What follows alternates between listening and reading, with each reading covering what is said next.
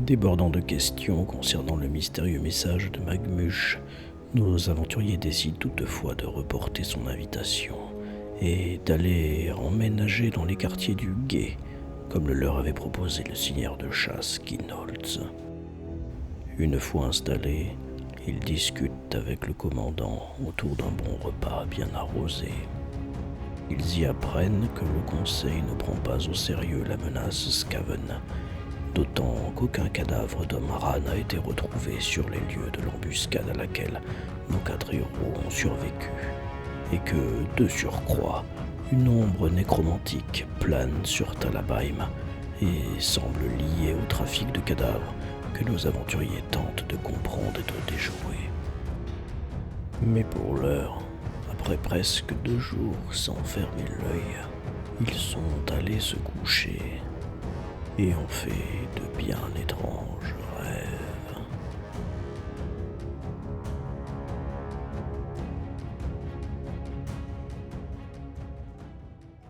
Nous voilà au petit matin, tout le monde se réveille, un état que vous allez nous décrire. Et on a réussi à dormir avec les rêves qu'on a fait ou on a réussi à passer la En nuit tout cas, entière? vous avez tous dormi et vous êtes tous réveillés au petit matin, à peu près en même temps d'ailleurs, et dans un état que voilà, c'est vous qui choisissez ce que ça vous a fait et comment vous vous réveillez. Déjà, on n'a pas de lumière parce qu'il n'y a pas de fenêtre dans cette salle, c'est ça? Il fait sombre encore. Non, mais il y a des lampes quoi. D'accord. Ah. Eh ben, quelle nuit. Vous avez bien dormi, vous? Moi j'ai rêvé. Ah, toi aussi? Oui.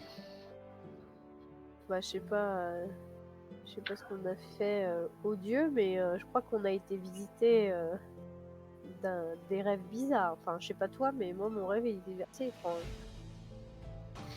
Moi aussi un peu bizarre, mais bon, apparemment vision du futur. J'ai rêvé que j'étais capitaine de la garde, adossé à la muraille séparant le quartier marchand du quartier de la Loi. Ouais. Donc, soudain, j'entends une voix venant de la porte derrière moi. C'était la voix de Kinholz. Et en me retournant, je vois un homme plutôt de la corpulence de Magmush, le visage de Gothard, donc genre chimère homérique. La voix me rappelle qu'il faut garder la discrétion et imposer le silence aux hommes. Surveiller le quartier marchand, tout d'un coup j'entends une rumeur qui prend et qui monte au fur et à mesure. Skaven, Skaven, Skaven. Et je vois tout le monde arrivant se rendre, toute la population pour se rendre vers le quartier de la Loi. Les gardes ferment les portes et sortent leurs phrases habituelles, reculer des créneaux, et sur les murailles, il y a les gardes en arbalète. Alors qu'au loin, on voit des Skaven gros comme des trolls et qu'il y a des éclairs magiques qui crépitent. Ils font leur première sommation, tombent sous les coups à la fois des Skaven et des gardes. Je pars à l'assaut des Skaven.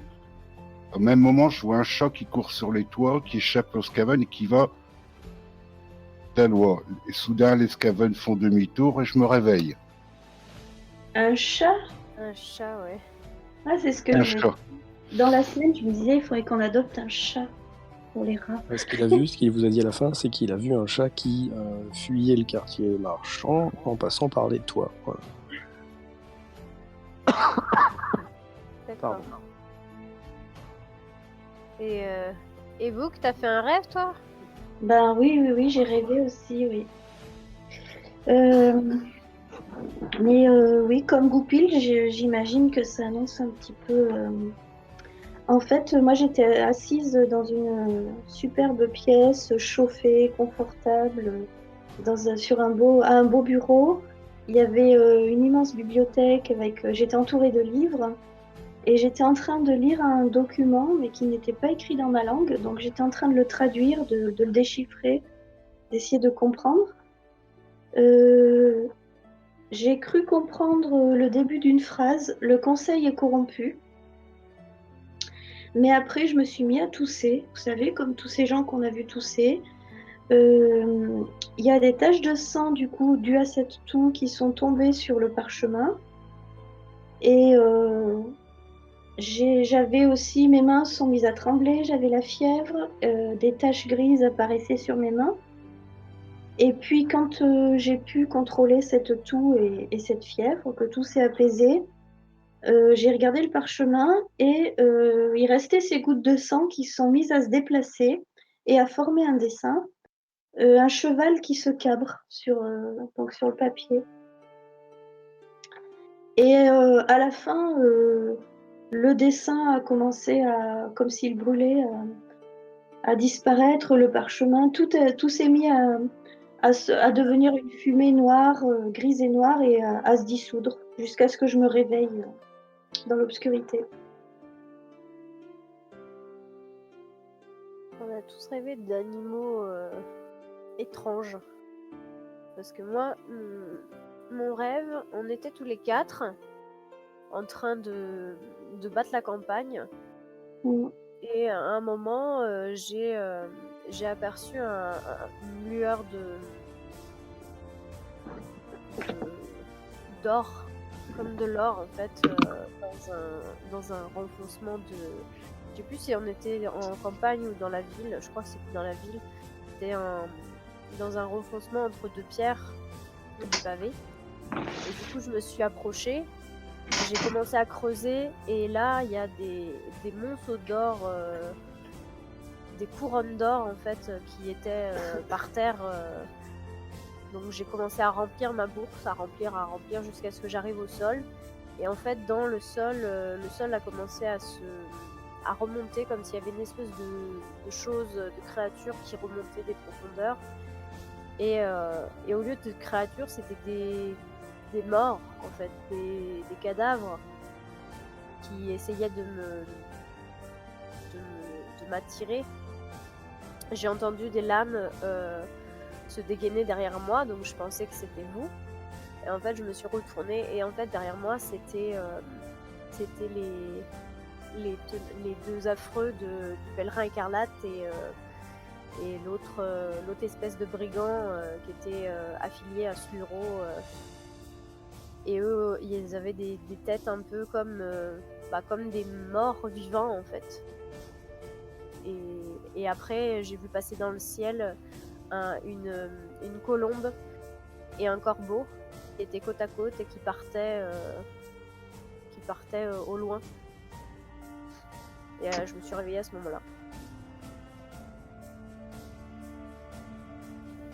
C'est très étrange. Je sais pas, je pense pas que ça soit prémonitoire entre guillemets, c'est plus prophétique que prémonitoire dans mon cas. Du moins je l'espère, parce que j'espère qu'on va pas se retrouver avec des morts vivants sur les bras.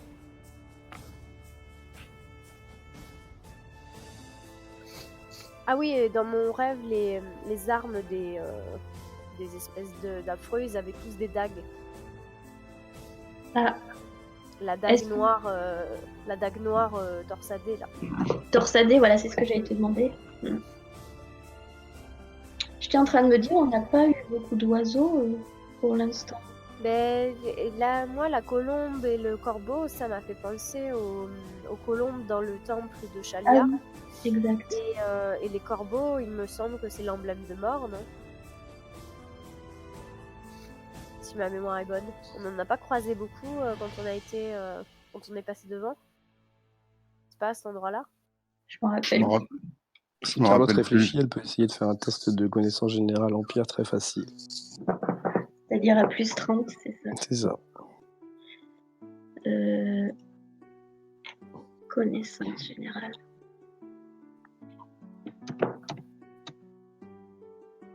Ouais, Baratin, là. Baratin, c'est bien, Baratin. J'ai fait connaissance générale.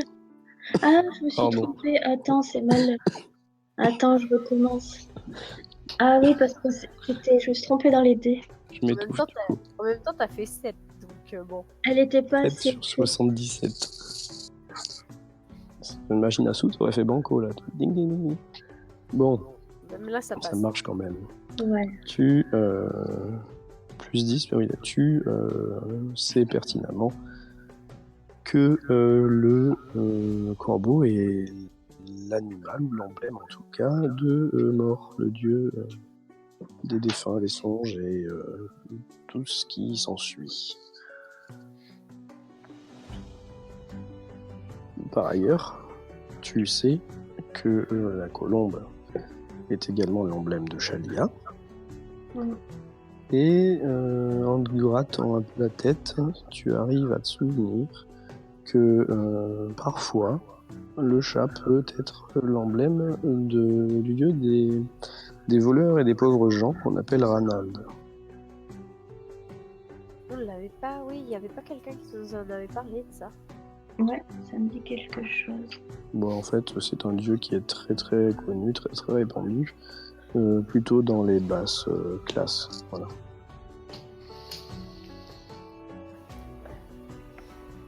Bon, ben, je partage mes connaissances avec mes camarades.